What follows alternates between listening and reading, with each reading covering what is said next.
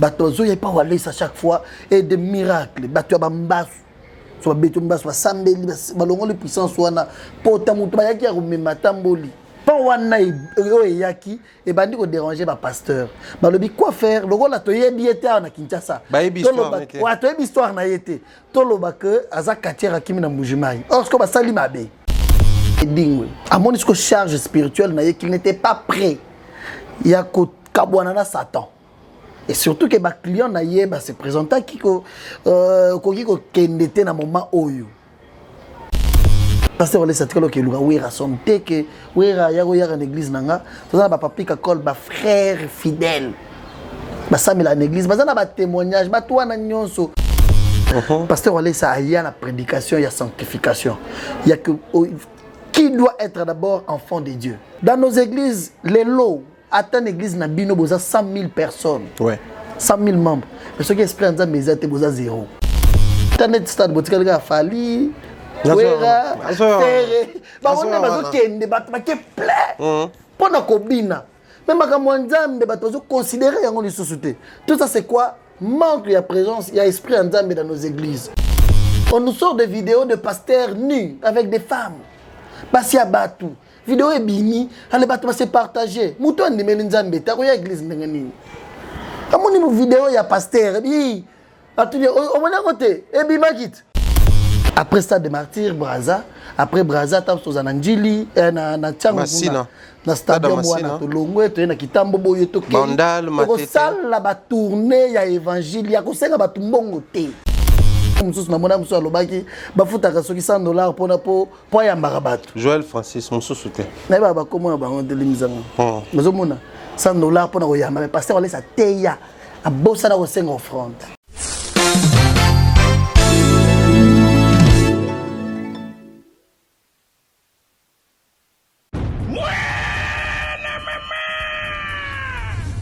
Fini le stress na kati ya États-Unis. Restons chez Lisa Loboko pour na kolia biloko kitoko repas ya ban Afrika. Communauté congolaise, communauté africaine, et zalaba Spanish pe américain, yaka o déguster foufou ya ba congolais chez Lisa Loboko awa kaka na Champaign Urbana Illinois USA et sikawapi okokuta meni lokola ntaba motu ya ntaba batula dongo dongo nkoba ya komweta pilipili mpakasa na mosaka basambwisa yango na ngai tunanga nini musique douce okolia okomela kasi kobosana te karaoke détente peba activité ya ndenge na ndenge Mama Liza mufinuku ya États-Unis apesi bilengi na kati ya Champagne. Awa yaka olia madesu batula mabumu ya ngombe ya sexy awa nde epai bilengi elali stress na États-Unis abu pia kania oyoki omoni o comprendre simba kanga pe bombake adresse na biso ezali se moko 208 West Griggs Street Urbana Illinois 61 801 Lisa Loboko mufinuku ya États-Unis nzambe ya makusa.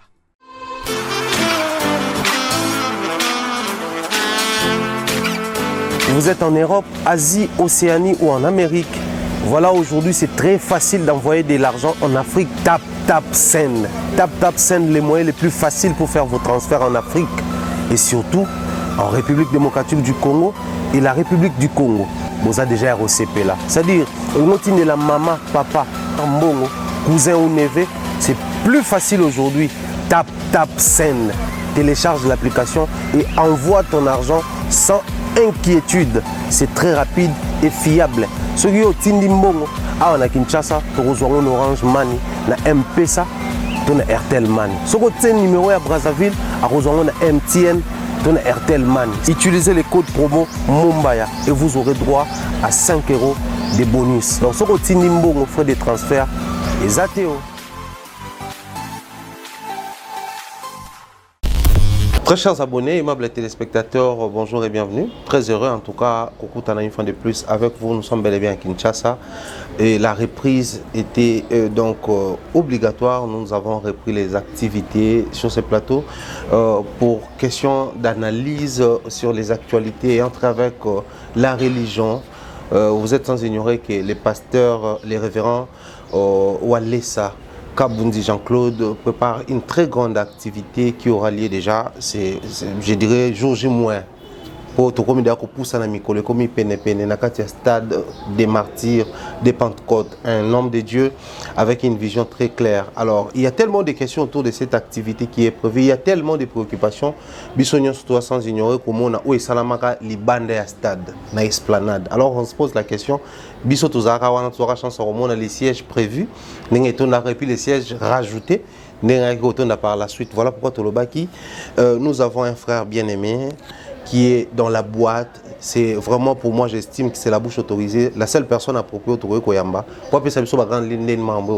Alors sur ce plateau, nous avons notre bien-aimé frère Gédéon du ciel. Bonjour papa. Ah mon maya le pharaon. Bonjour. Bonne santé. Très bien. Allez, bonjour à tous qui nous regardent. Araba Warrior bien Batunios Waza. Tu as Zakuba Warrior, tu as Zabatunios. Donc c'est ça Warrior, Gaulois. Tout un spiritas. Tu connais Tingane na Zabu. Fil na bana nzambe nyo. Non seulement un esprit à warrior ou bien yom toujours côté un esprit à chrétien. Bon tout ça tout ça sinon c'est un grand plaisir aux aller à plateau, c'est un frère que nous aimons beaucoup, il est tout le temps avec nous. Même quand ça ne marche pas, il nous accompagne toujours dans ma motivation et pour nous c'est un plaisir après bakitona bandeko balinga abiso. C'est un plaisir pour moi.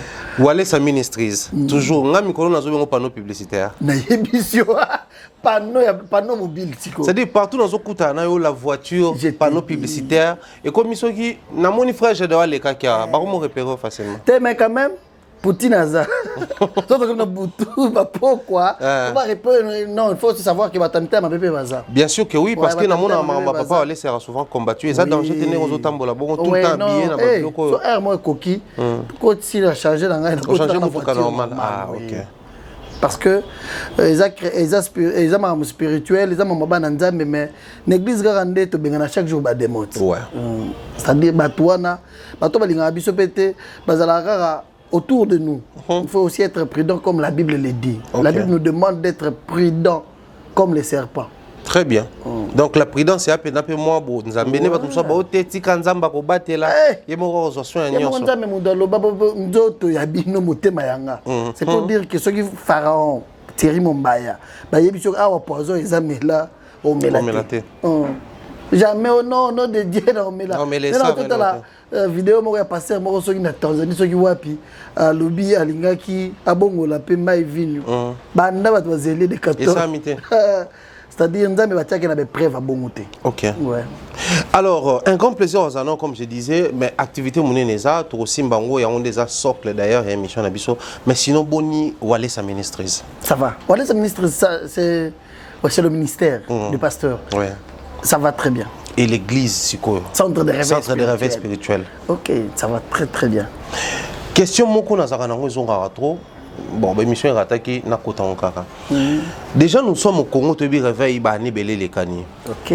Réveil jupe sikanango et sali na ba ndeko basali na nzambe belé.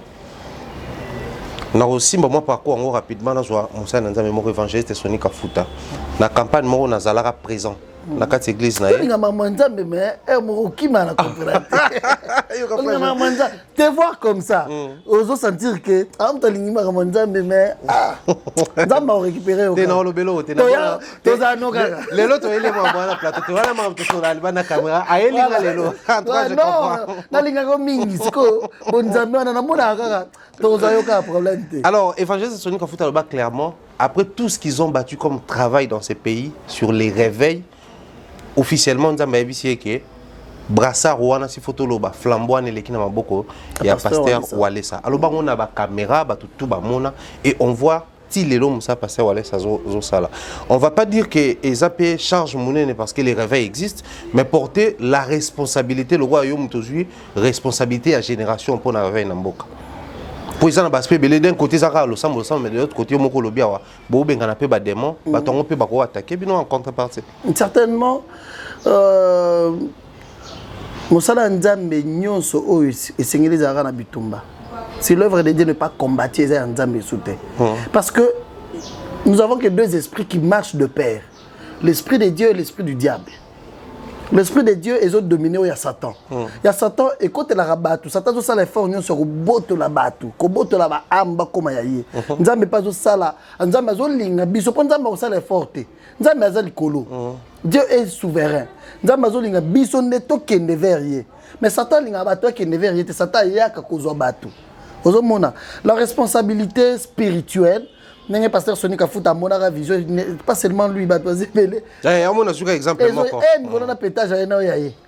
Ok. Ah, je te dis. Après tous ces combats, on a mené contre Makamouana Lelo à sa ligne. Je te dis, Ayaki, il y a vérité. Ce que ça l'anzambe, mais aussi ça la moussala non la vérité. Quel que soit les combats, quel que soit les temps. Nous avons justifié la vérité. La vérité, on peut combattre la vérité, mais la vérité reste la vérité. Et Dieu justifiera toujours la vérité. Prophète de l'État, il y a un message, il y a un bureau, nous avons appelé, tu n'es pas pasteur. Il y a un message presque n'engé. Ok. Je vous dis, presque n'engé. C'est-à-dire, je me suis toujours dit qu'à chaque époque, chaque génération, et c'est vrai aussi, chaque saison, Dieu dans sa divinité s'est choisi une seule personne. A ses responsabilités. Okay. A ses flambeaux, un bâton de commandement. Cela ne veut pas dire que le pasteur va se soutenir ou bien va rejeter. Non. Chacun reste dans son coin, n'a appel, n'a grâce. Mais la responsabilité, n'est le pasteur, ce n'est qu'à foutre mon vision. Alors, non. Na moni na volant, na camion moulaï, balongo linga, bazu aller sa bazu ici. Na tout ninzamba ebisinga mutazana bâton de commandement ezaïe. Bon soutenir yé. À la place, il y a un pasteur nous faut comprendre que nous sommes dans un monde où le diable veut nous attaquer. Le diable nous attaque chaque fois. Le gars, tel a un bâton de commandement, soutenons-les. C'est le contraire. Moi, m'attaque, ma poison, des missions.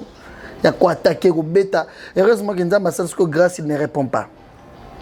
Moni, ça la bémission, il répond à rater.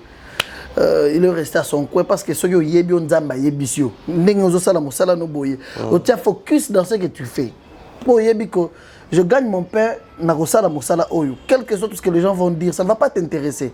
C'est comme ça que le pasteur va laisser sa vivara, c'est-à-dire babitumberoya le rôle à azana nzambe tout ça biso balongi gaga Azan Nzambe boza balong mais entre nous soit dit il faut tout toucher l'aspect réel par rapport à la vie réelle.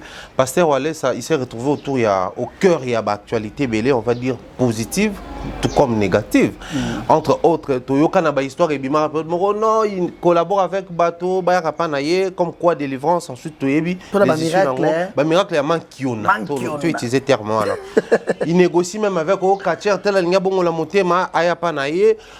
À un moment donné, et comment on peut s'impressionner, Mahama Pasteur Wale, ça c'est pas du sérieux. Okay. On voyait que Baïding autour naïe, Bawera autour naïe, c'est-à-dire bateau, le monde considère qu'il y a bonne vie. Ok, merci. Je pense qu'il y a certaines choses, depuis un moment, je me suis dit que le barrière du sous-sauté. Mais comme c'est la première fois que je passe ici, il me faut toujours parler. Je peux dire aussi des vérités parce que il faut bailler déjà la Bible dit Yesu ye moko yelaka ba pécheur. Ndelo ba tozo bosana. Yesu yelaka ba to bonne vie. Yesu yelaka ba pécheur. C'est pourquoi Dieu s'est fait enfant. Andimi ko koufe la biso. Pasteur Olesa Mikolo azane loko moko te ya biso et puis azo expliquer surtout moi j'ai vraiment grand temps ya ko partager na ye. Alobi eloko oyo Satan zalaka nango posa. Bile ya Satan za péché. Nelo nzambe sikoyo a tiela biso Saint-Esprit ceux qui kaka muto asale fort comme na Saint-Esprit ko banda ko épargner yo na vie de péché parce que c'est le péché de base ya Satan ceux qui osa muto vie à péché c'est-à-dire Satan yebi gaza ne loko na ye moko na nzoto na yo ata obandi ko sala ni ceux qui lingo attaquer ko rappeler yo mombaya ozo attaquer ngai yo muto ko sara mingi Mombaya, yo zo attaquer ngai, c'est-à-dire conscience ne bande ko rappeler yo zo attaquer ngai to sala kinduma makasi bon. Yo zo attaquer ngai to zala nganga. Tu vois? C'est pourquoi Yesu yaki pona bato masumu. Yesu yela bato malamu te. Bato wana nyonso oyo, toke na exemple ya Werason. avant de revenir, par exemple, les Ding, où est Rasson? C'est un père de famille. Est-ce que pour un musicien, il n'a pas droit à la prière? Il ne peut pas prier. Prière, conviction à Mouté, ok, je fais ma musique, mais je suis chrétien. Oui. Je considère que c'est un métier, certes, c'est un métier noble qui me rend partout dans le monde, mais je dois avoir une vie spirituelle, une vie de chrétienté. Mais ça, la musique. Mais tu ne verras jamais Pasteur Wale ça avant musique. Oh, ok. Ah oui, non. C'est aussi là où ça dérange. Relation que ça a entretenu une. Non, dans un concert, Pasteur, dans un concert. Ah, ça y est, ma beaucoup pour que tu plaît. Mais ce qui a eu pour la personnel, il est venu consulter un homme de Dieu à Sololi Naye, ils vont parler à Sambeleli et puis à Kei. Mais non, Pasteur, l'homme n'a pas ta place tel, Sambeleli et puis il ne le fera pas, à ce que je sache. C'est ça. Moi, je considère que Aza parent, Azana Bana, il a une autre vie à part sa vie professionnelle. Oui. Ils ont mérité que sa vie privée a bon de la Nzambe, na ndenge ya kolingela. Edingwe. Katière Koni, na batunyo soki mutaba kisi tout ça. Est-ce que yebi ko yeba na edingwe na Pasteur Wale ça? Nani aluka moninga. Nous sommes dans un monde aujourd'hui où lorsque Pasteur Moko, pendant que Kabundi Wale ça va tomber le rôle de Melchisedek. Mutumo abimika boye. Ba place à Outate na est kuna il para banaki ko sala ba négociation na ba catcheur. Ba na bango ya on peut ça pouvoir arrière ba moi za mbongo ebele. Ba to ba te mbongo ngo zo rawa puis tout le monde ga sala ba don na l'église. En fait, il y a tellement de questions si ça non m'en. Je suis content. Faut là si là non. Mon baya. Na sepeli. Tu sais Pasteur Wale ça. Kokuta nena edingwe. Eza edingwe eza gravement malade dans l'hôpital. Ce sont des choses que nous avons honte. Abela mingi. Abela vraiment makasi. C'est madame son épouse Mutabenga Pasteur. Ça a été enregistré. Abenga Pasteur. Parce que tu sais Nzambe à un moment azana période où elle a mutunyo so ya azali kolo ya nyonso. Et c'est vrai, Nzambe azali kolo ya nyonso. Ba toujours ba consulta banganga oyoki abetelo solo que so yo kutinda kwa nganga atie Bible wana. C'est-à-dire tout ce qu'il peut faire, ma yebi ke oyo mukolo Bible oyo aleki onazo sala. OK. Tu vois? La belaka. Ba benga Pasteur Wale ça. Po na ye po aya ko sambela ye. Ouais. Ba yeba nate ba kutana te. Pasteur a imposé qui après ça ba condition pour na ko kende ti hôpital Plaza Zala. Akendara assembelela kaye aloba suki na yo na mutu mota tikala osimbe na suki wana sur les simba kaye spirituellement bona aiguille moko ezala wana bimisa ka yango ne do elinga bomayo et si le papa le juste après ko belane abandi ko ya comme yo mona pasteur kondima yesu bempoza mutu te. OK. Ça c'est la première des choses. Repentance peut m'imposer à moutouté. La vraie repentance, c'est lorsque tu prends l'engagement avec ton cœur. Ngai nandimi kotubela pona koma mutu asika, nazwa vi asika. Avec lui lorsqu'il venait, il était toujours chrétien. Mais seulement lorsque beaucoup dans des émissions, tu ne peux pas ignorer que à Loba, qui a celle là pasteur, à celle là pasteur rebelle bakis. C'est-à-dire il a des clients pasteurs. Oh bah non, nous pouvons tout donner, tout faire que on demande mais surtout pas Wale ça. Pour ceux qui ont lorsque mambo bima, et puis ezala bien te ba client na ye mutu apeki sarayi. C'est comme ça que agira ka marché na ye na ba client na ye abando bela luka eza loko la batu nyo so ba en église ba sambela en église te. Même si on a délivrance mardi jeudi. Un jour par accident, kotaka kapambo oubeta tout le monde qui ba comédien ebelé, ba journaliste, ba tebele ba yaka wana, mais tout ça mela na bangote. Ba yaka na programme de délivrance. C'est ça le rôle mutu moko ayebi que charge na za na ngoso na kei et que Nzamba décharger ngai, je continue mon chemin. Très bien. Ozomona, c'était comme ça. Le papa ayoka qui bien. À mon discours charge spirituelle na qu'il n'était pas prêt. Il y a ko kabwana na Satan. Et surtout que les clients se présentent qui kendete na moment oyo. Il a dit non, je laisse. Lorsqu'à Tiki, notre télévision utilisait les images parce que c'était quand même un événement ya mutu na ron na ye pour faire voir batu que le nom de Jésus au-dessus de tout. Voilà même yé tant abeli makasa lukinzambe. Il a voulu que les hommes de Dieu soient là. Et les images qui passaient à la télévision, azam kolo pasteur lorsqu'à côté d'un hôpital, bakuta qui est bongo. Zalaki torse nu et de Ranjaki. Personnalité naïe étant parent. Le baki que au lieu et que memaka mabe. Afunda na pasteur. Justement. Afunda pasteur pour nanine. Image nanga yele kalitu sute na longo il s'est fait de l'argent na image nanga. Il y a eu des choses comme ça. Pasteur le bureau. Parce que nango posata so bino mo bengi biso to 100,000 puis to tiki na biso. Voilà. Pasteur ngai ngaza mutuna yazo pesa ngambongo il y a eu beaucoup de choses comme ça. Ozomona. Bref, son histoire était que c'est quelqu'un qui était malade. Il avait besoin de l'assistance de Dieu malgré son état. Malgré l'état spirituel qu'il était. Il avait compris que la situation qu'il traversait, il a fallu que Dieu puisse l'assister. Et c'était ça. C'est pas pasteur Olé Sagé Lougaye. Pasteur Olé Sagé Lougaye a son thé que Ouera Yagoya en église nanga. Tout ça, papa Pika Kol, frère fidèle. Basamela en église, bazana ba témoignage, ba toi na nyonso, ba star, parlons d'abord de stars qui viennent autour du pasteur. Oui. Bazana ba témoignage à part la vie professionnelle, ils ont leur vie. Bazana ba témoignage à maman comme là ba on a ba vie na bango. C'est comme ça que batikal bario. So ya prière au monde neti. Rio lela galoro la moi na muke. Azo sambela zo lela. Je l'ai vu une fois longo li montre ya pesi pasteur. Après na solo lini. Aibsinga nazo yoka bolingo nzambe, je vis que vanité de vanité. Le travail, musique, oui. Mais c'est que le pasteur a prêché. Dans mon que Dieu est au-dessus de tout. J'avais besoin de faire une offrande. Il y a le comme à chair sur place, le chair dans un argument. On a le mot na pesaki. C'est-à-dire c'est ça pour ça il y a Nzambe. C'est ça que bateau bateau considéré que bazaba païen. À comme à niveau il y a Rio le Bogar. Mais azol l'église le timo na muke azol la liboso bato alali na si azol là. C'est que devant Dieu ami bosani.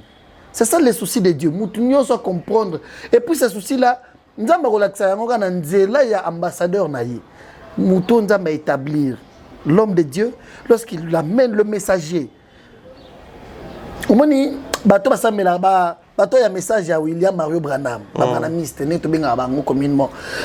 Ba Branhamiste il y a un message qui va faire croire na batu que à part Yesu, prophète Moro Ali Branham Azate.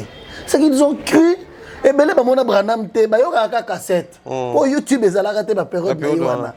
Ba yoka ba maté na yetikala na ba cassette, ba comment ba brochure na bango. Ba somba yango, ba zo considérer que cet homme tout ce qu'il dit, ça vient de Dieu, Dieu l'a utilisé dans la miracle. Dans la tuana ndenge ba tikala bloc moko boy.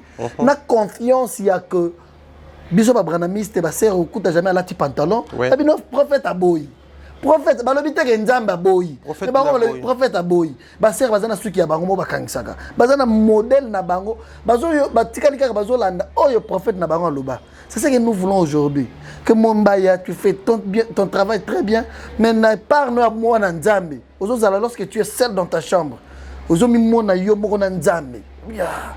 Dieu veut que je sois comme ça. C'est ça le souci de pasteur Walesa. C'est pourquoi au monde a star bazar, ba joueur bazat. Ba matumuna rumba samela ba uta poto ba yaka. So moni ba toana ndenge ba sambela ka kondi matereza bango. Vous mona. Et autour des miracles peut-être si je peux anticiper. Oui. Parce que tout à l'heure dans l'obé là il y a déjà un miracle mankiona. Et mankiona cela veut dire qu'il n'y a pas la puissance de Dieu. Esprit en Nzambe ezate. Yango bato pour se faire voir grand, bazo créer ba miracle wana. Yake OK, papa, yaka omonet ba garçon bato ya manzaka oyo. Bato asirage. Banyoko mara fort. Bango nde ba utiliser pour na ba miracle. Ba pasteur obenga ye, église ezana ngaba yebi ke garçon avanda na Kingasani na suka kuna, ba pêcher $100, allez yaka tout ça na quelques jours tel yo comme aveugle. Ba sala ba cop wana. Tout ça pour faire voir aux gens que Dieu n'existe pas. Dieu n'agit pas. Parce que ceux qui nous ont solo, ils ont lola kelibiso. Mais comment est-ce qu'il faut tout ça les commissions, il y a miracle là. Ozomona. Parce que biloko wana bato ba bungisa bonzambe. Et lorsqu'ils ont vu maintenant l'authenticité du miracle chez Pasteur Walesa, quand on le dit, Walesa, banda vent ya liboso information liboso bokende pa mutu wana te akimi mbujima zalaka katière aibi bakisa ba katière aye na Kinshasa a commencé à l'omba miracle. Oui bien. Ouais. Et le bama bongo. La première information, elle a été donnée par le pasteur. Par le pasteur. Kopeksa bandini bokende kunate. Pourquoi? Parce que bayoki ke bato bazokende de vrais miracles s'opèrent. Ces gens-ci vont découvrir alors que Bisoto Salaka, ils ont l'okuta. Parce que lorsqu'ils venaient, Vamore Pelaka n'a limité la première rue, tous allons n'a limité. Vamore Pelaka wana yako, batozo y a pas walé à chaque fois et des miracles. Batu bambas, soit betumbas, soit sambeli, balongo le puissance wana, potamutu bayaki ya rumema tamboli. Il ne pouvait pas marcher à Tamboli. Tu vois? Et tout ça, ça fait que Vanwana et Yaki et bandi ko déranger ba pasteur. Ba lobi quoi faire? Le rôle la toye biete na Kinshasa. Ba histoire na été. Wa toye histoire na été. Tolo ba que azakatia akimi na Mbujimai. Or ce ko ba sali mabe. Or na Mbujimai, ti certainement akima na Mbujimai. Obi akima ni? Nini? Na tongo. Soya bimi libanda, ba toza plein les hôpitaux libérer les malades. Pour qu'il n'y ait pas ça. Des cas compliqués. Je te dis, à Mbujimai, les années 95, 96, 97, c'est les années où Dia a commencé à utiliser ces papas-là. Et il n'était pas pasteur, il n'avait pas une église. Ok. Il chantait, musicien, le comé, naïe, Netiabatete, le roi, le chef coutumier. Et lorsqu'il chantait comme ça, Dieu opérait des grands miracles. Et lorsqu'on a mené des malades, nous avons guérir Bango. Makambo bandi makambo kindoki ya muta telemi boneti mombayo telemi ngana zandoki na lokaka mwasi na ngai mobala telemi bato bando mona ba makambo bongo ne salisiko ke étant parent azapena bana ces enfants ne pouvaient pas vivre encore en paix po le pangu bato aza plein à tout moment bato ba miracle bayaka allez nzamba ebisete longo kasi po bana na ye à part service ya nzambe ces enfants ont droit aussi à une bonne vie. Tout à fait. Dans le parc, on a plein de moyens de s'acaniser. Pour chaque jour, et puis à l'époque, on a une toilette à l'Ibanda. C'est que si on a bimi boye, pour sa toilette, on a côté n'engeni pour bazar, voilà ça y est wana. Mbujimai, mamza masala naï. Et c'est comme ça qu'il a déplacé, qu'il a l'obéité comme ça. Notre famille n'a pas Kinshasa, notre la Mbujimai, il a acheté le diamant. Fortune naï, n'a pas moulé na mosala ya maboko. C'est un grand acheteur de diamants, un trafiquant. Et banda bongo. Lorsque Ayen à Kinshasa c'est comme ça qu'il a décidé de l'église. Abandi église, ba miracle bandi. C'est comme on dit mais le rôle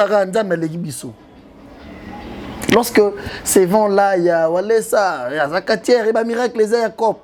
Nzambe siko sali a triquer bateau. Pour nzambe za na tricage na yépé. Ataliga Boye, joueur mort à Tottenham, congolais du nom de Fabrice Mwamba, a joué un match à Londres na terrain, a couru à Koufi en Angleterre, a couru à Koufi na terrain, ça l'arrêt cardiaque. Si on a triqué bateau, maman ya Fabrice Mwamba, mon demi pasteur Walesa, na limité wana. Et c'était ça, et là on a malaxa bateau que je suis avec cet homme. Maman et moi na ibakena moi na l'hôpital, bakata match, yo mamba match beaucoup ça là. Attention joueur à saler arrêt cardiaque. Nengue Viviane Fouya Koufaka, le match continuera. Mais on a bango, ils en internet et bana, bakata match parce que même l'équipe adverse basée sur la force à Robetate. Dieu avait voulu que ça soit ainsi. Lors bakati match va quitter l'hôpital. Maman a lobby, moi na nga Koufi. Mais natiki pasteur dans le Congo. On a appelé le pasteur Walesa. Pasteur, moi la première fois na yapoto, moi nanga muta bengisinga akufi. Moi nanga muta sali na ya. Parce qu'on a match en plein match akufi. Pasteur le maman ne te dérange pas. Tozo sambela. Le gars lozana moya côté l'hôpital Simara na mir. Simara na mir hôpital wana. On a prié mutaza kuna kufi, waza ya kufa c'est quoi? C'est une histoire connue à Salah Bémission. Il y a une Congo. Il une église pour voir le pasteur en question. Vous avez une place qu'on a confusion quand il y a bateau bando l'axabandi mike. Voilà ça katia bokendete. Nzamba sécuisa garçon wana à Salah Bémission Ayatia wana Kinshasa pour dire merci au pasteur, pour voir le pasteur en personne. Et là c'est là qui réveille comme makasi, batu nyonso, batu bando, batu bana bakima l'église. Batu bakima l'église, batu bandi ya l'église, pasteur Walesa, mboke bandi ko ndimela nzambe et toute personne qui venait rentrer avec un témoignage. Monique, c'est très difficile. Contrairement que n'a pas tilelo, il y a des choses qui se font tilelo. Bande wana tilelo. Et mikolo tona elo mozo sala somo ya mwana mwa muke babeti mwana muke 1 mois, un bébé. Ah wa vimbi. Ba vimbi ba beti loko na camarade papa na ye. Wow. Kapo mwana bébé il est beau. Ba ken hôpital mwana lela ka raisonner neti mukolo kozana so li anje koti olala ndenge nini. C'est comme un bébé. Un bébé. Mwana lela ka tout moment vimbi makasi. Les hôpitaux balobi on n'a rien vu. Ce n'est pas notre cas. Son père n'était d'ivresse, n'est pas abandonné, mais la masanga ming.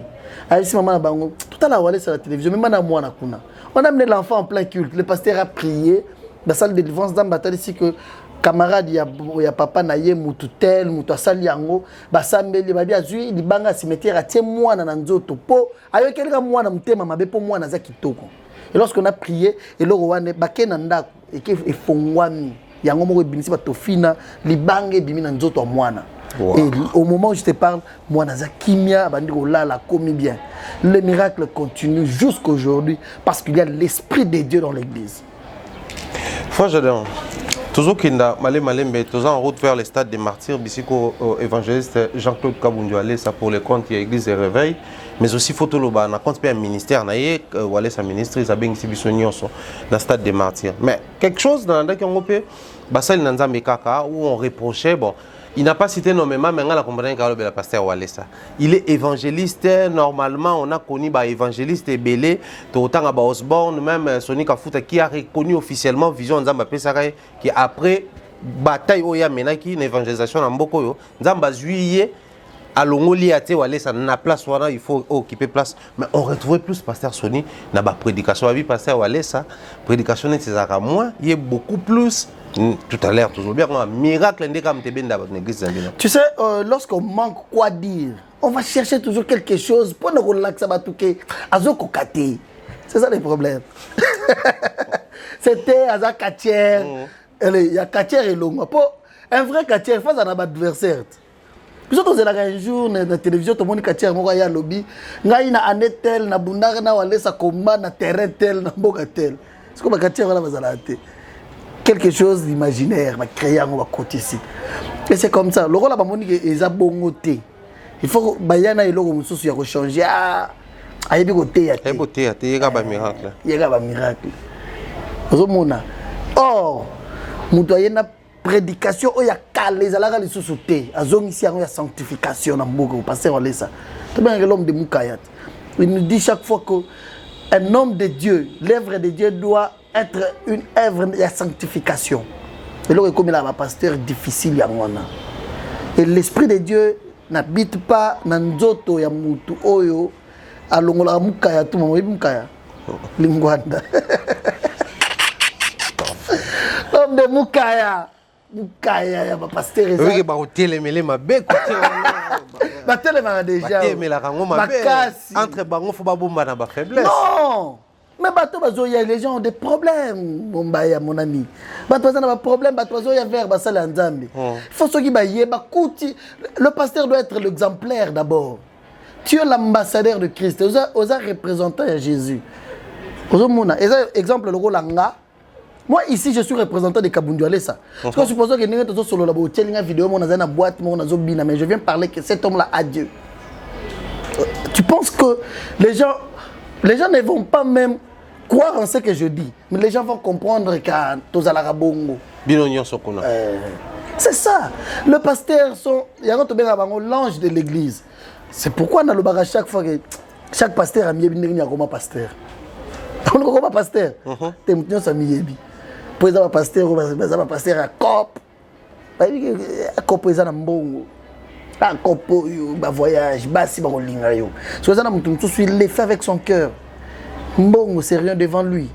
Akabara mbongo on a $2,000 ou à 5,000, akaba plus de 200 voitures ma vie. C'est-à-dire il a compris que on ne peut jamais avoir l'amour de l'argent de plus que l'amour de Dieu.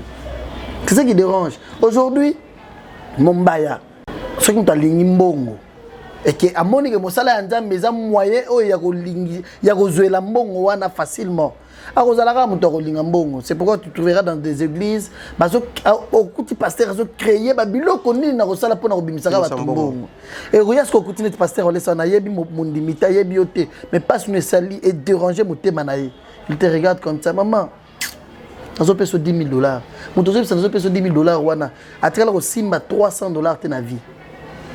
Dieu change sa vie directement comme ça.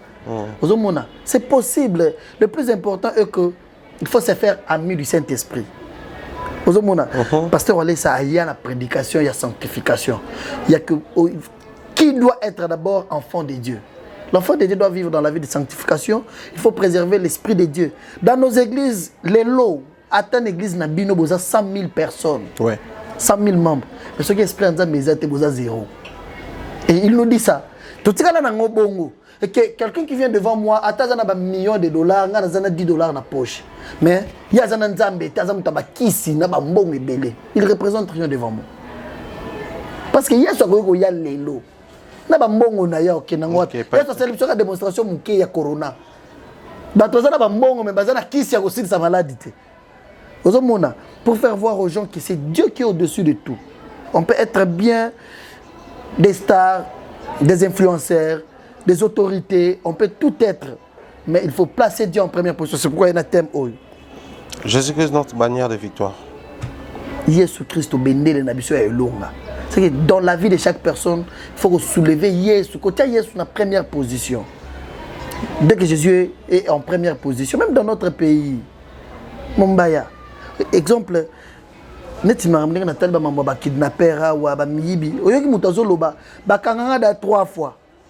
Mais abimi. Atiki mosala wana te. C'est pour dire quoi? Ce qui nous manque, c'est l'esprit de Dieu. Les hommes de Dieu, on doit préparer aussi la génération, la génération montante, la nouvelle génération. Il y a bana o tozaka robota. Parce que la corruption, la haine, la sorcellerie bat record. Et c'est ça l'homme de Dieu a compris que l'évangile les a essayé et bien l'évangile les a essayé. Tanet stade botika les gars fali. Wera, terre, bah on est pas kende, bah tu plein. Pendant kobina, même quand moi Nzambe, bah tu considérer yango les sociétés. Tout ça c'est quoi? Manque de présence, il y a esprit Nzambe dans nos églises. Les églises sont nombreuses. Les pasteurs peuvent bien prêcher, mais lorsqu'il n'y a pas l'esprit de Dieu, l'esprit Nzambe c'est la miracle. L'esprit Nzambe que tu es devant, tu as la possibilité de commettre un péché. Mais tu te dis, l'esprit de Dieu te dit, mais toi tu es enfant de Dieu. Ça, tu ne peux pas le faire. Très bien. L'esprit de Dieu, manque l'esprit de Dieu, on a diminué force à l'église. La puissance de l'église. La force, l'église n'est pas forte aujourd'hui à Kinshasa, au Congo. Pourquoi? Parce qu'on nous sort des vidéos de pasteurs nus avec des femmes. Basi Abatou. Vidéo est bini, allez Batou va se partager. Mouton de Melinzambe, t'as quoi l'église n'engani? Comment on dit vidéo, il y a pasteur. Bi, atelier, on m'a côté, et bi magit. Pasteur. Comment dit pasteur azo, li kambuya soni boye, ya mabe pasteur escroqué mon dimi alobi papa nazo ke Angola, loko ndela nazo ke na yebite, na simisi mbongo pa na yo so na komi otindela, ba koma benga pasteur mbongo eza de sosote. Pasteur, vous escroqué mon dimi boye ndenge nini? Comment est-ce que ba ba nimeli nzambe te ba ya? Tu vois, l'amour nous manque, l'esprit de Dieu est diminué l'église. C'est pourquoi nous sommes ici batunaye. Parce qu'on savait aujourd'hui que les hommes de Dieu, soyons tous debout. On doit se relever, on doit attaquer, on doit relever l'évangile au Congo. Baba relégué belé quand même. Baba relégué belé. L'église est belé, mais au moins que puissance à Baba ils ont ma casse que l'église. Parce que l'église est comme il y a un rassemblement, il y a un lobby, pas de changement. Chaque jour, bah, j'ai 21 jours, 40 jours, la vie des gens ne change pas. Manque, carence l'esprit de Dieu. Si vous avez un ambassadeur, un pasteur pour venir avec ce message, c'est pour vous faire voir que Mouton a payé ce bâton de commandement. A téléma, tu as un stade. Tu as un stade, tu as relevé l'évangile, tu as téléma. Les occultistes, oui. Avec ces choses-là, bando vanda na bandaku, akotanga mikanda na ye bakosala ba prière na bango ba culte aux esprits. Mais les lots occultistes bakomi na ba page Facebook, bakomi ko inviter bato, ko initier bato. Les lots bakomi na ba culte, bakomi sala ba campagne. Bato ya monde ya molili. Ah Thierry Mombaya. Les lots na ba micro na bino ba caméra bakomi ko yamba banganga na TV. Aye ko sala publicité ya kisi na ye. Ah, ça lui fait ma magie. Botala, et là, ça la prière, c'est $50 000, $10 000. Les lots. Na TV à Bananzambe, comment tu es là-bas? C'est bien qu'on fait voir na batoué. Le diable est puissant. Le diable a fait sa bon et a offert. Et puis, les journalistes, vous contribuez à l'élévation du diable au pays. Il y a besoin de contribuer, non, Yamba.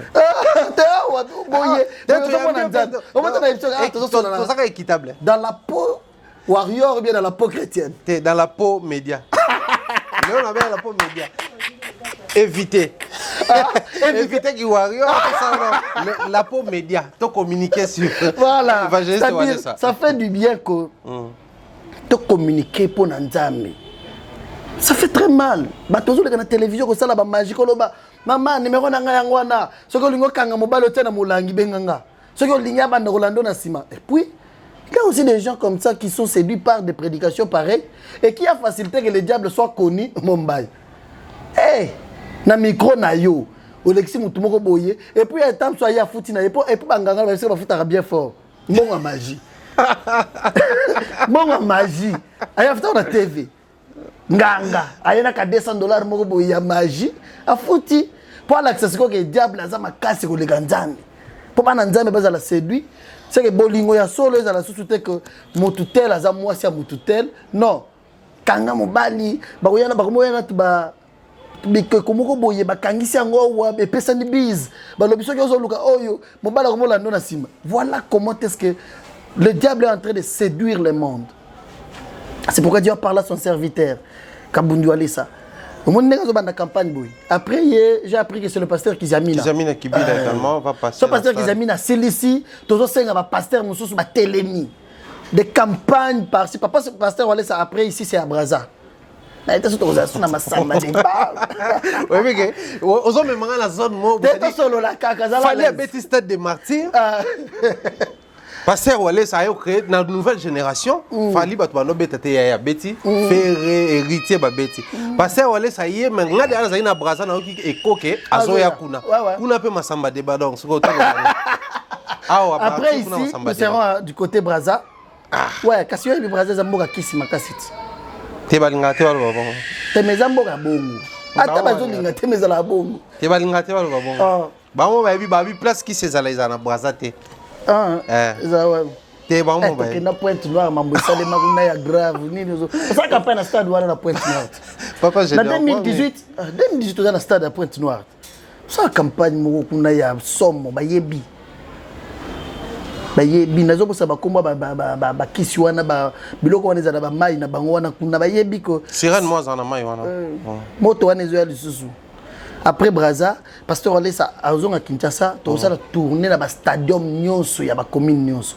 Il nous a dit, tout ça a un instrument tout sombi, tout ça a un nzambe, et puis tout ça a un bongo. Parce que tout ça va dans un pour nani. Après stade de martyr, Braza, après Braza, tout ça a un njili, na tchango, na stadium wana to longwe to na kitambo boyo to ke. Bandal matete. Tout ça a tourné, il y a évangile, il y a conseil à tout bongo te. Et puis parce que ça la campagne à Pullman à Paris. Bato kota plein. Premier jour à Salango dit à 5 bato offrande na poto. Oh Congolais so kota na bango. Na bi basé bela bato poto moya obisa mongo ngo mususu na mona mususu alobaki bafuta ka soki $100 pona po ya mbaka bato. Joël Francis mususu te. Na ba komo bango de limizango. Bazo mona $100 pona ko yamba mais pasteur laisse teya a bossa na ko 5 offrande. Tout ça la campagne triomphale. Mais pasteur Wale ça a diamantaire, c'est normal. Azalaka. Atikali ba business ya kusala et ton parent pour avoir une responsabilité. Azana bana. Akosala moi affaire na ye ou permettre ye que famille survivre. Mais il est à temps plein à l'œuvre de Dieu. C'est la campagne triomphale, on avait 234 000 chaises. Frère Jedon, n'engagez pas wanamba mo. Tout ça qui na triomphale na yo. 234 000 places aux équipes prévues, la chaise de location et salamati makamutu, tout le monde, tout le monde a une image. Puis après, débordement, il fallait que ça me soucie. Mais stade déjà, 80 000 places assises, soit débordé, on a habité sur le cache gazon Fali, et aussi 120 000 places. Il faut prendre des contacts, mais habité sur le secrétaire à Salayang. Parce que protège gazon, moi, ils allaient à Fali. Et puis, mais si ceux qui vont le laisser, il faut solo là. C'est ça, location, comment on m'y balait. Ok. Du coup, si quoi, Nanyos Touana, Bossa qui déjà Liban n'a pas qui plein. Boké au Lucani n'a qu'à t'expliquer qu'il y a retournement, là tu peux bino. Madame Ozobi me sonne qui n'a pas de mais apparemment ton Lubani, comme retournement. Pour ça, Liban, Bolexi va te bêler. Mais Boké au Lucani n'a qu'à t'écouter. Non, Liban, on est sous place, c'est Bakangi. Ah, ok. Tu regardes ça, tu regardes triomphal, mais Bakangi. Bakangi, Bazotonga. Bazotonga, sous société, mon point. Ah oui, c'est que tu sais, il y a ça dans ton sac. Tu es wapi. Tu es wapi. Bisous de la campagne d'évangélisation dans le stade. Retournement dans le Seigneur, quoi. Dans le Seigneur en plus. Non. Et ça jusqu'à cadrer et servir, bisous, tout est la parole de Dieu. Est-ce que le pasteur, surtout, va éviter ce stade pour te croire comment moi compliqué? Pourquoi? Tous les gens ne sont plus mobilisés. Il y a la campagne, après la déception, il y a le pasteur, il y a moins lourdeur. Pourquoi vous visez qu'à stade dans la période de paix et combien de tonicité? Tu vas calculer bien par rapport à l'héritier. Non, dès lors que tu vas bossana. Vraiment, tu vas bossana. Tu dois la campagne dans le stade pour la tonicité. Ok. Et la compétition. La Bible dit ceci. La joie est au ciel lorsque une âme est gagnée pour le Seigneur. Parce qu'on est prêt à dépenser plus de 5 millions de dollars aujourd'hui pour gagner une âme pour le Seigneur. C'est-à-dire, au stade de martyr, nous ne partons pas dans l'esprit. Dans la bataille, on va plein, on va faire un bêta, on va bêta. On va comparer à plein de musiciens. On va plein de musiciens. Les musiciens, ils ont la parole de Dieu. Fali, Ferré, Héritier, Ouera, Kofi, la parole de Dieu.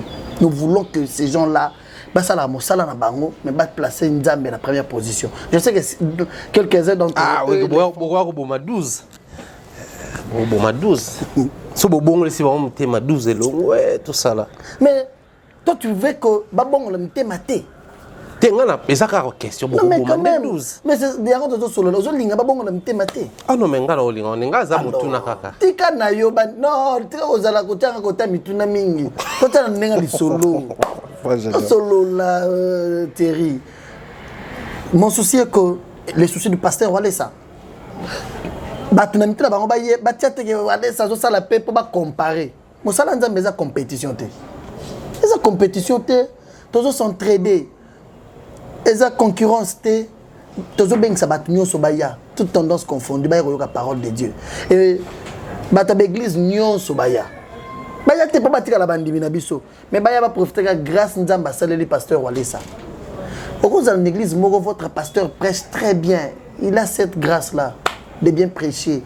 Mais le miracle, l'action du Saint-Esprit, nous avons ce qu'on a bombé. Mais dans une église, 5 ans, 6 ans, tu as la même situation. Non, il y a une église na binoté. Non, on invite tout le monde. Donc, en dehors de centre spirituel, on invite tout le monde. Baya la parole de Dieu. Si on a une catégorie, c'est la chrétien, tout le non chrétien peut voir. Surtout, la campagne est en 3 parties. L'objectif de cette campagne d'évangélisation ou bien de cette veillée est en 3 parties. La première partie, c'est la partie appel au salut. Pour la bateau, bandimeli nzamete ou bien rétrogradé. Bateau bazalaki déjà chrétien mais babaye yango. Ba moni mabe mingi na église. Ba bien, je suis découragé, na go continuer son église te. Ne batouana tozo benga baya. Baya ko ka parole de Dieu, c'est la parole qui change. On a appelé cet exemple là que mutloro la moyibi bakangié 2-3 fois la prison pour na eloko moko. Mais azo continuer ko sala ko pas kangi 4e fois. Vous avez montré que eloko moko zo zanga isa Saint-Esprit.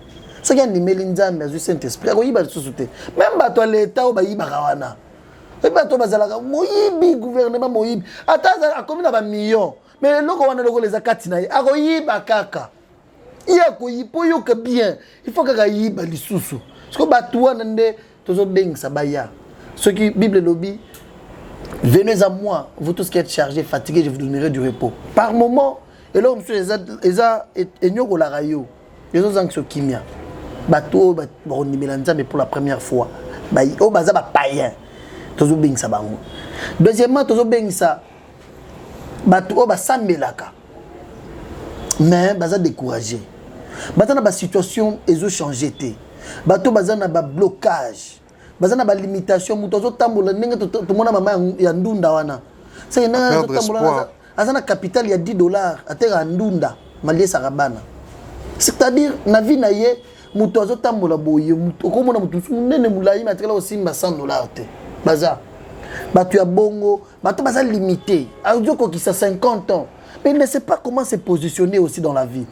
Dieu est venu pour des personnes comme ça, nous les invitons batu baza na basambela ka baza l'église azo au moni frère aza l'église na tuli frère aza na moisité yeso alinga moisi ne bandele bandara bien après hey Basé qui kolota ye mabe, bato bandota ba femme de nuit, ba mari de nuit, bato ba kaya bongo, baya.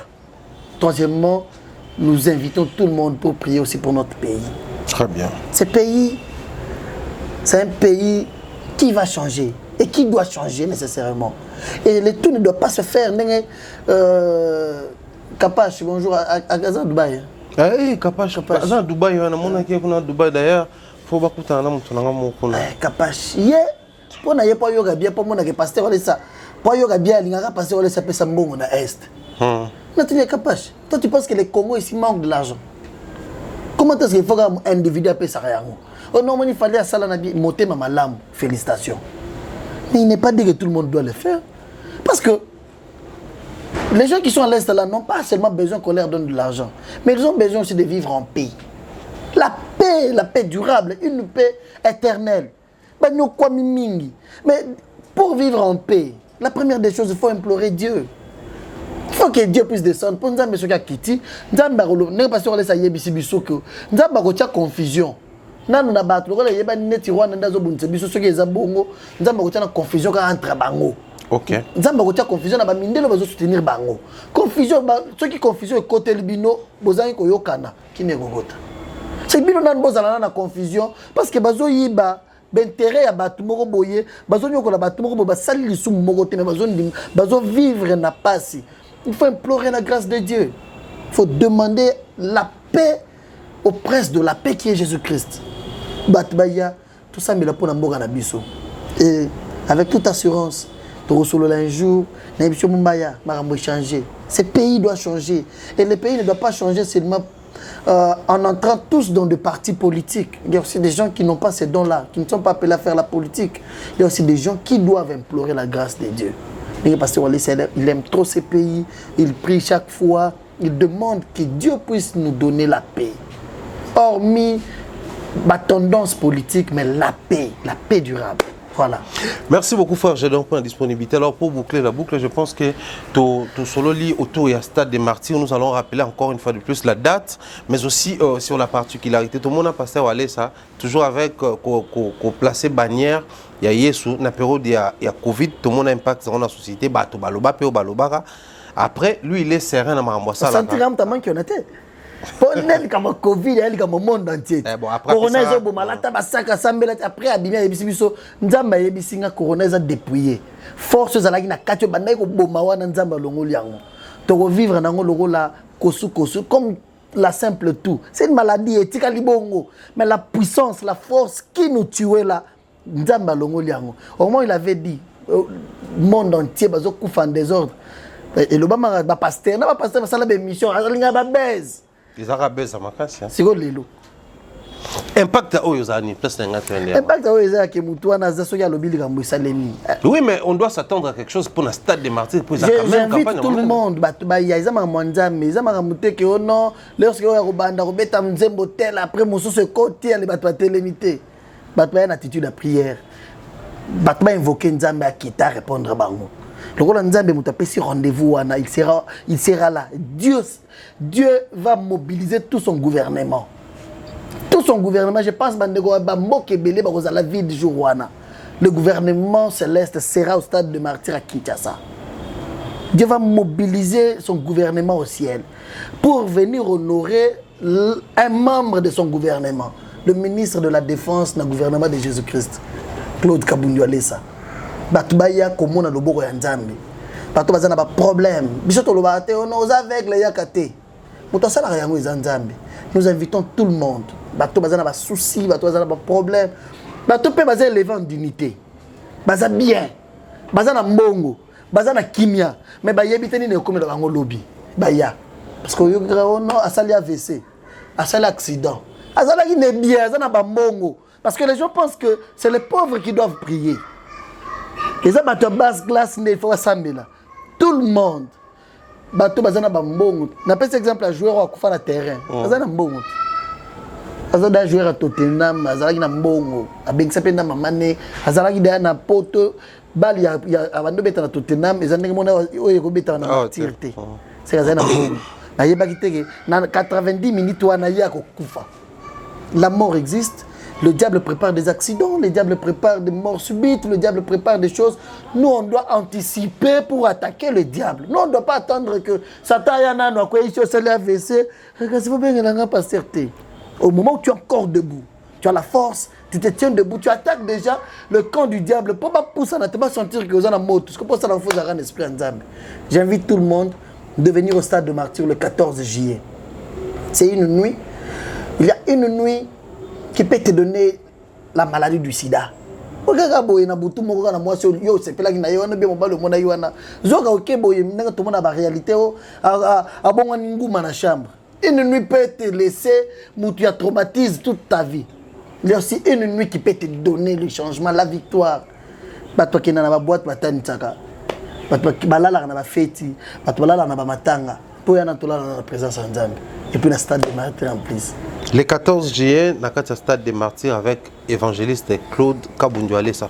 Moi, je n'ai pas de souka pour aller, mais puisque mes collègues Kalimouki, on s'est perdu à moi pour continuer à approfondir la question. C'est un plaisir pour moi. Sinon, dernière communication pour aller là, tous les années. Exact, Batoubat Komayango que le 14 dans le stade des martyrs. C'est un rendez-vous. Il ne s'appelle pas pas na bino. Juste avec votre réalisateur, maman moka bimi. Na habite anga inaza pano mutuko sur polo abimi singa papa. Nazo kama campagne passer on laisse la date ni ngapel fona ya est-ce que sécurité kozala. Ah papa caméra ngete mando sur la bon. C'est-à-dire je sentir que batunion va mobiliser pour ça. Je leur rassurer que la sécurité vous allez au rendez-vous. D'abord la sécurité spirituelle. Il y a beaucoup de gens bautina ba mboke belé baza awa. Bautina ba mboke belé makasi bauti chaque jour à l'aéroport de Ndili batozo kita batu longo bongo baye. Bazi ba vacances ba bito profiter to sambela batozo batiki basi batiki bana batiki mibali. Tu penses que Nzamba rolinga mabe zongela bango mabe komate ba ojo bazana Kinshasa venez la première sécurité elle est spirituelle. Dieu va protéger spirituellement d'abord de par l'arrivée. Deuxièmement, nous sommes aussi une grande église organisée. La police sera là pour sécuriser aussi les gens parce que Miyi a lobby tout à l'heure là. Chaque jour tu as un démon, tu as un musique, tu as un église, au monde oh, mais tout ça mais la yacht. Et donc on a une église du soir. Dernièrement dans la section aussi ça. Papa moko pasteur allait sa télévision à lobby. Bando kinyo so bazao ba legal bosso. Et ba maman bazoya ba papa bazoya bazo legal bosso. Moi si moko ya landi mo balo yo za la gandoki. Abina je te dis. Non, ça Zarana papa nanda kwa yé. Aye bité afini ka drama ko nandoki. Ozomona marambo nezali. Moi je vous assure que Miyi Baza. Ah mon père bazan église on a baleli ba yebi ka téléphone. Pasteur le baraso ça mais la protéger sac na yo protéger porte-monnaie pas baza. Bagoya et surtout yebi ka église awale ça monika ya moko nzamba pamboli mutu $2000 $5000 bato. Ah bagoya pa ba nani akozo to kolanda ye. Ah mais kuna siko mambana ikomate. Nzambe za tika sécurité kozala boya sécurité la police yozala wana FRDC bakozala wana bango pe bazana droit kosambela et puis la sécurité civile ndenge ya la société nationale de gardiennage et kozala tout sera meilleur. Merci beaucoup papa Jean. C'est moi qui vous dis merci. Tina zoya na ndela na volant ah muto est-ce que tu es solanga makamute on il fallait à lobby Mais j'ai aimé. Non, la peau d'un enfant de Dieu. Je ne sais pas, il va casser. Voilà, c'était notre bien-aimé frère. C'est un plaisir pour moi, merci beaucoup. Gédéon du ciel, il est les nôtres aujourd'hui sur ce plateau, mais tout le temps. Ça, c'est vraiment connu.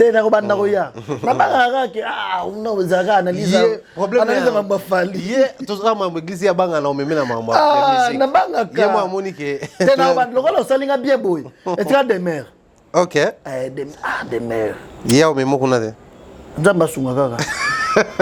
Voilà, c'était un grand plaisir. Tous allez au plateau. Je pense qu'avec le temps, c'est aussi si campagne tu vois ta porte officiellement tu les caparais toujours papa Kabunjali ça. Toi ambaye na. Bisous toi ta porte officiellement la combo Dab toi ambaye. Tout cela na vous allez un très grand plaisir. Merci à Glody Messa pour la réalisation. Sinon portez-vous bien à la prochaine.